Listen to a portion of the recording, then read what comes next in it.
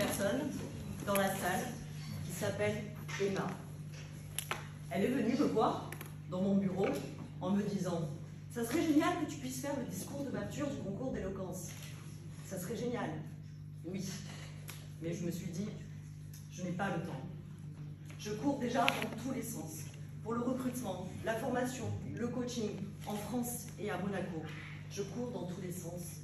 Je n'ai pas le temps. » Et puis, je me suis dit « Mais pourquoi fais-je tout ceci ? Parce que j'aime les ressources humaines. Ok, mais plus précisément, j'aime les échanges, la communication, les mots. Les mots qui, si bien dit, peuvent nous faire rire ou pleurer, peuvent parfois nous exciter ou nous calmer, voire même nous bercer. Alors, être présente au concours d'éloquence a pris tout son sens. Me voilà donc devant vous pour un petit discours. Et être membre du jury, j'ai dit oui. Savez-vous pourquoi j'aime autant les mots?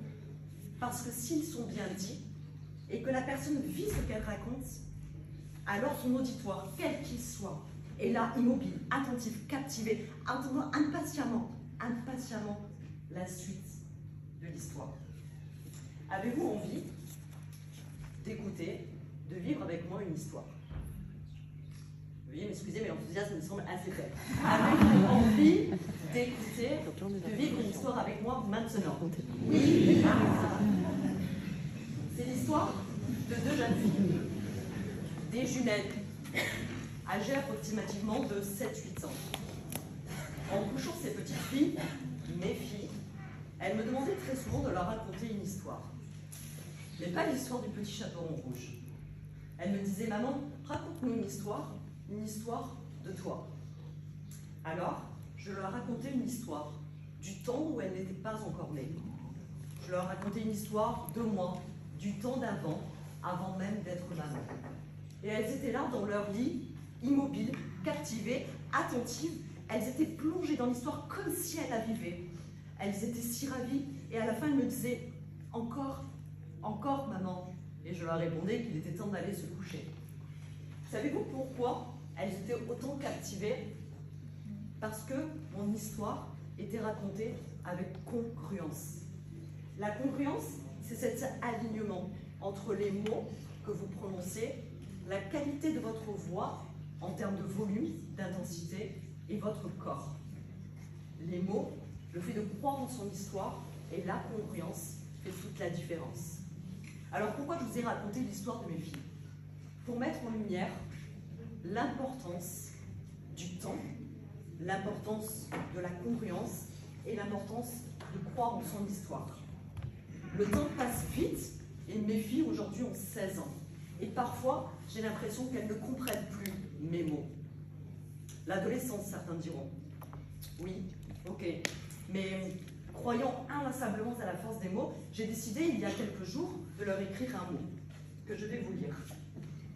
Et plus précisément un texto. À mes filles, il est où le temps où je vous endormais en racontant une histoire? Vous me regardiez avec admiration car vous aimiez les mots que je prononçais. Vous aimiez l'histoire et l'intonation employée. Vous étiez presque immobile car passionné par cette histoire qui était à vos yeux si bien racontée. À la fin, vous me disiez « Encore maman ». Aujourd'hui, vous n'entendez plus mes mots et cela provoque des mots qui sont bien difficiles à porter. Maman. Savez-vous quelle a été leur réponse? Leur réponse n'a pas été écrite. La réponse a été vécue. Elles ont eu, le soir même, une attitude qui vaut tout l'or du monde.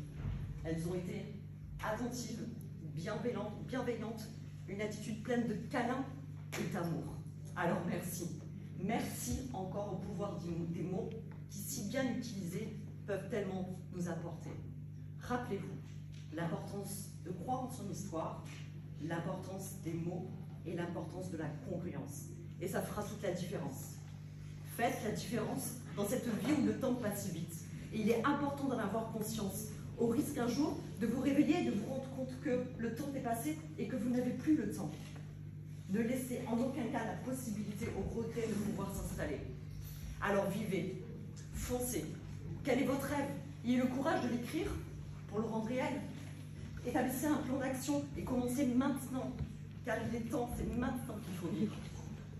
Je vais conclure par une phrase qui est dédiée aux participants du concours d'éloquence qui vont prendre la parole dans quelques instants. Vivez ce moment comme si vous racontiez une histoire, votre histoire.